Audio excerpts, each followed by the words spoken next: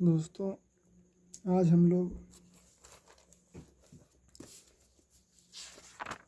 प्रश्नावली 7.2 का ये हमारा तीसरा वीडियो होगा, जिसमें कि हम प्रश्नावली 7.2 का ये तीसरा वीडियो होगा, जिसमें कि हम आज आपको हिसाब नंबर 9 और 10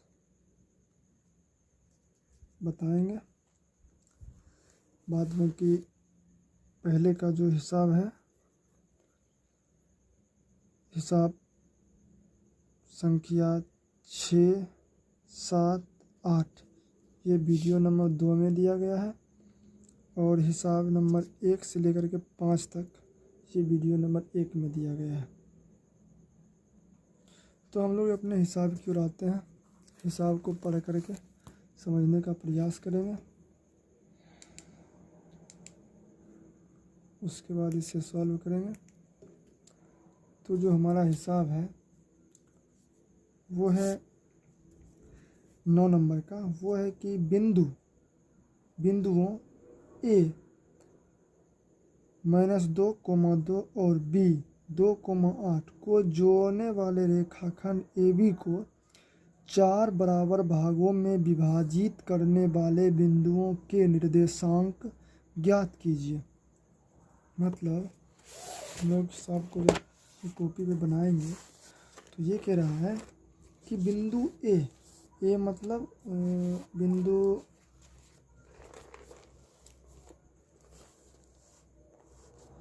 ये कह रहा है कि बिंदु जो ए है, बिंदु ए जो बिंदु ए है, ए मैं मान लेता हूँ वो यहाँ है, और उसके निर्देशांक दिए हुए हैं -2, 2। फिर एक बिंदु बी है यहाँ पे, मान लीजिए उसका निर्देशांक दिया हुआ है कितना, 2 और 8, 2, 8। ये बिंदु बी के निर्देशांक है। फिर यहाँ से आगे जब हम लोग चलेंगे, कहता है इन दोनों बिंदुओं को मिलाने पर जो रेखाखंड बन रहा है, रेखाखंड AB, इसको 4 बराबर भागों में विभाजित करने वाले बिंदुओं के निर्देशांक। इसको 4 बराबर भाग में विभाजित करने कितने बिंदु की आवश्यकता होगी? 3 बिंदु की आवश्यकता होगी। मैं मान लेता हूँ ये बिंदु और ये बिंदु, ये तीनों बिंदु इस रेखाखंड को 4 बराबर भागों में विभाजित करते हैं। तो इसका नाम P है, इसका नाम Q है, और इसका नाम R है। ठीक है, तो हमें बिंदु P, बिंदु Q, बिंदु R के निर्देशांक निकालना। मैं बिंदु P को मान लेता हूँ x1, y1। ठीक है, इस बिंदु को मान लेता हूँ x2, y2। इस बिंदु को मान लेता हूँ x3, y3। कोई दिक्कत नहीं, R को मैं मान लिया x3, y3। फिर दोस्तों, जब हम लोग बिंदु के निर्देशांक निकालेंगे तो आपको पता है विभाजन सूत्र का प्रयोग करेंगे। बिंदु इसका और इसका निर्देशांक दिया हुआ है, तो इसका निर्देशांक क्या होगा पता है आपको। ये चारों बराबर भाग में विभाजित है, तो विभाजन सूत्र का प्रयोग करेंगे। बिंदु हम लिखते हैं बिंदु P x1, y1 के निर्देशांक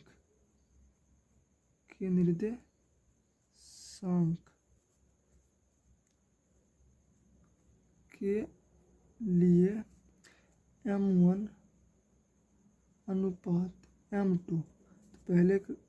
तो पहले हिसाब में भी मैं आप लोगों को बता चुका था कि m1 अनुपात m2 कैसे निकालते हैं। तो इस बिंदु की जब हम बात करेंगे तो m1 हो जाएगा AP और m2 हो जाएगा PB, दोनों का अनुपात। तो अगर हम कहें कि ये 1 है, ये भी 1 है, ये भी 1 है, ये भी 1 है, क्योंकि ये चारों समान भागों में है नहीं। तो अगर ये चारों समान भागों में है तो हम कहेंगे 1 भाग इधर है और 3 भाग इधर है। 3 भाग इधर है, 1 भाग इधर है और 3 भाग इधर है, यहाँ से यहाँ तक। मतलब AP 1 भाग है और P भी 3 भाग है, तब AB 4 भाग होगा। नहीं तो 3 बराबर भाग इधर है और 1 भाग इधर है, तो हम कहेंगे 1:3 है इसका। कोई दिक्कत? तो यहाँ से हम कहेंगे अब जो हमारा विभाजन सूत्र से P, ठीक है ना, X1 Y1 होगा, वो होगा कि M1, आपको पता होगा अगर ये M1 है तो इसका X लेंगे X2, नहीं तो फार्मूला से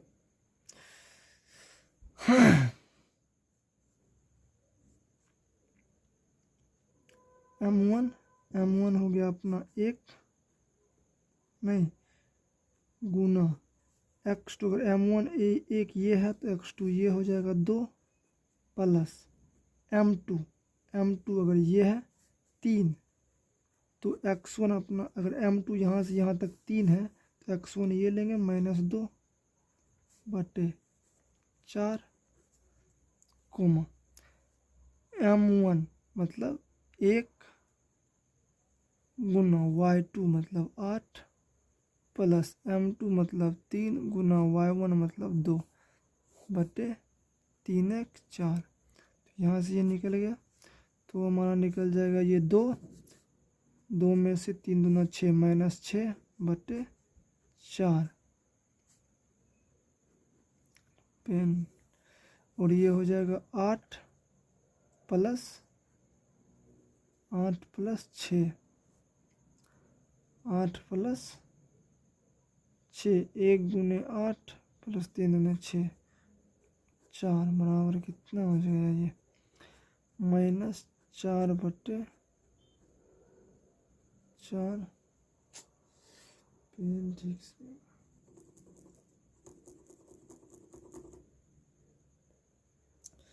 तो ये हो गया 14/,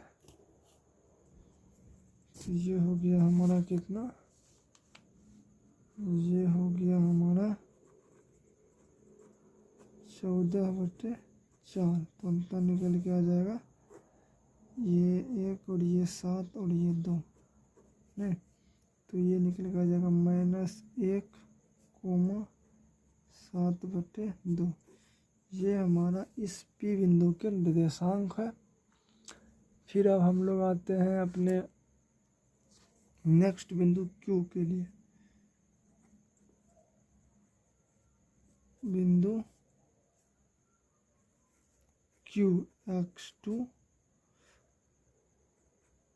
Y2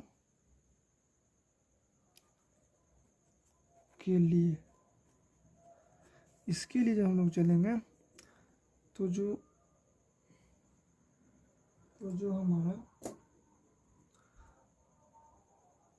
जो हमारा M1 है, M1 अनुपात M2 वो हो जाएगा। तो इस बिंदु Q के लिए, Q बिंदु यहाँ से यहाँ तक और यहाँ से यहाँ तक दोनों तरफ सेम चीज़ है। ये बिंदु इस समूची रेखाखंड का मध्य बिंदु है। बिंदु Q AB रेखाखंड का मध्य बिंदु है। अगर ये मध्य बिंदु है तो यहाँ से यहाँ तक और यहाँ से यहाँ तक अनुपात 1:1 होगा। तो Q बिंदु से M1 अनुपात M2 क्या हो जाएगा 1:1।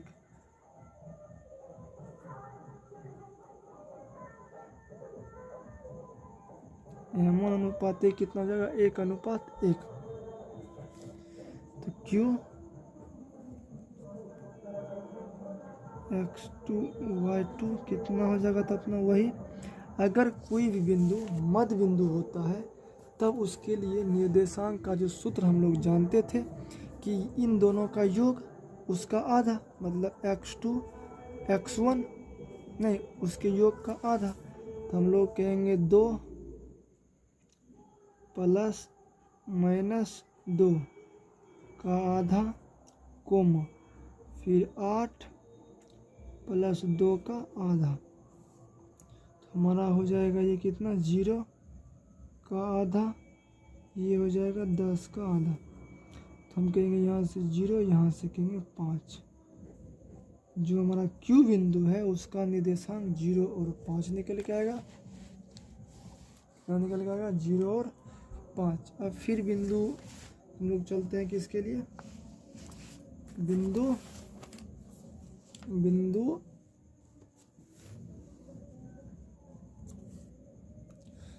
बिंदु चलते हैं हम लोग आर के लिए।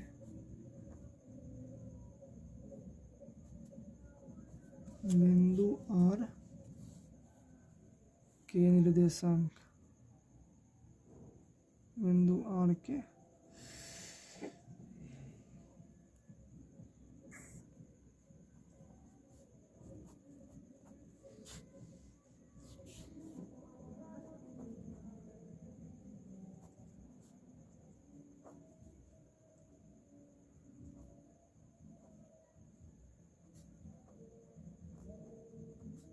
इतना के लिए, इसके लिए M1 अनुपात M2 कितना हो जाएगा? तो इसके लिए M1 अनुपात M2 बदल जाएगा। तो इसके लिए इस बिंदु के लिए 3 भाग इधर है, 1 भाग इधर है, तो मतलब 3:1 हो जाएगा। तो यहाँ से x3, y3 कितना हो जाएगा? तो आपको पता है M1 अगर यहाँ से यहाँ तक 3 है तो M1 ये हुआ x2, 3 गुना 2 प्लस 1 गुना -2 बटे 4 कोमा, फिर आ जाएगा यहाँ से 3 गुना 8 प्लस 1 गुना 2 बटे 4। तो यहाँ से आ जाएगा 3 दूना 6, 6 में से घट गया ये 2 बटे 4। यहाँ से आ जाएगा 8 या 24 प्लस 2 बटे 4। तो फिर यहाँ से आ जाएगा कितना? 4 बटे 4 कोमा ये हो जाएगा 26 बटे 4। तो यहाँ से हम कहेंगे 1 कट जाएगा तो 1 कोमा ये 13 बटे 2, इसको काटेगा तो 13 से, इसको काटेगा तो 2, 13 बटे 2। जो ये बिंदु है आर के निर्देशांक कितना निकलेगा? 13 बटे 2। कोई दिक्कत? इतना तक आप लोगों को समझ में अच्छा ठीक से आ जाना चाहिए, ठीक है। तो यही हमें ज्ञात करना था और कुछ नहीं। अब दोस्तों हम लोग अपने हिसाब नंबर 10 पे आते हैं। कहता है कि एक जो है ना, एक समचतुर्भुज का क्षेत्रफल ज्ञात कीजिए। एक समचतुर्भुज है उसका क्षेत्रफल निकालना है। शीर्ष इसी क्रम में जैसा ये दिया हुआ है उसी क्रम में शीर्ष 3,0, 4,5, -1,4 और -2, -1 है। संकेत समचतुर्भुज का क्षेत्रफल 1/2 गुना विकर्णों का गुणनफल।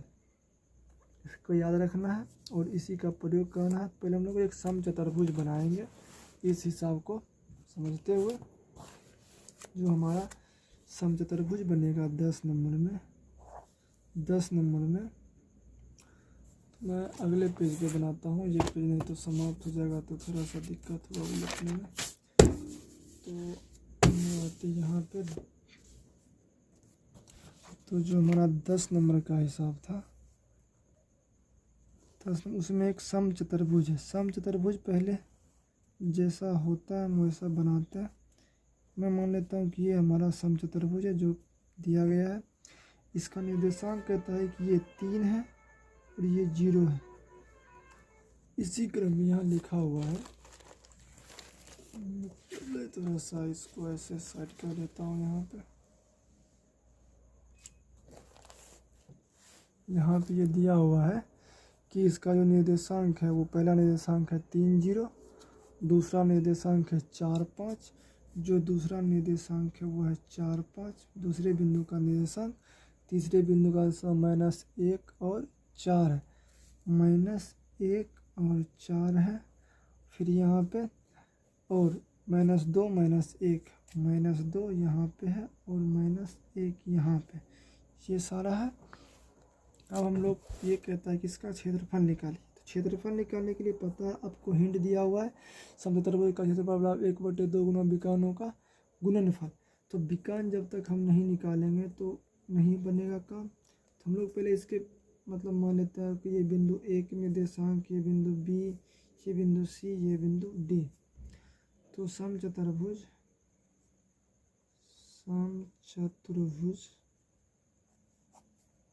में ये भी एक विकर्ण है। समचतुर्भुज में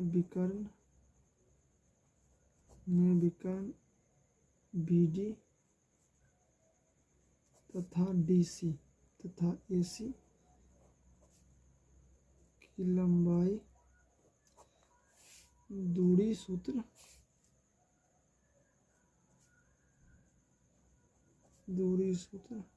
से, तो हम लोग पे जब DV निकालेंगे या BD निकालेंगे तो आपको पता है दूरी सूत्र क्या होता है, √अंडर x2 माइनस x1 का square plus y2 minus y1 का स्क्वायर।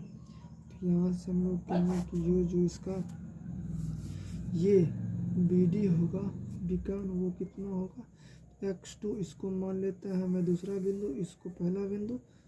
तो 4 माइनस माइनस प्लस 2 का स्क्वायर प्लस y2 मतलब 5 माइनस माइनस प्लस 1 का स्क्वायर। तो यहाँ से कहेंगे कि ये हो गया 6 का स्क्वायर प्लस 6 का स्क्वायर बराबर 36 प्लस 36 बराबर, इसको हम ऐसे लिख सकते हैं 36 गुने 2, मतलब ये आ गया अपना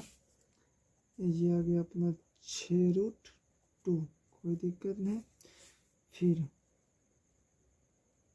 हम लोग कहेंगे AC। जब हम लोग AC निकालेंगे तो वही फार्मूला का प्रयोग करना पड़ेगा, √अंडर x2 माइनस x1 का square plus y2 minus y1 का स्क्वायर। यहाँ से हम लोग आएंगे तो x2 हमारा हो गया कितना, मैं इसको 2 मान लेता हूँ, इसको 1 मान लेता हूँ। तो 3 में से चला जाएगा 1 प्लस 1 का स्क्वायर हो जाएगा प्लस y2 मतलब 0 में से घटेगा माइनस 4 का स्क्वायर। यहाँ से हो जाएगा 3 1 4, 4 का स्क्वायर प्लस माइनस 4 का स्क्वायर। तो यहाँ से हो जाएगा 4 का स्क्वायर 16 प्लस माइनस 4 का स्क्वायर 16 बराबर 16 गुने 2 बराबर 4√2। ये हुआ दूसरे विकर्ण। तो समचतुर्भुज का क्षेत्रफल क्या होता है, अब